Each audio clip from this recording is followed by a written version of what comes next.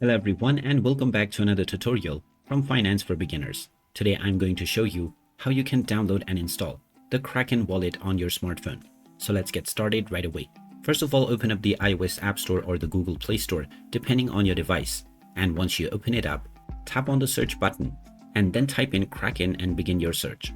Once you find the Kraken application by payword, just tap on it and you will see the install button. Tap on the install button to begin the download and installation of the Kraken application on your device. Just wait for a while until the installation is completed, and once it is done, you will find the open button.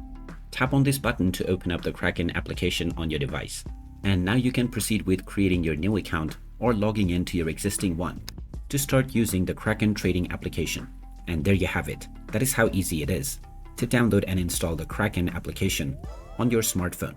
If you find this video helpful, don't forget to hit that like button and subscribe to our channel if you haven't done so already. Also ring that notification bell to never miss another update. Thanks for watching, and I will see you again in the next one.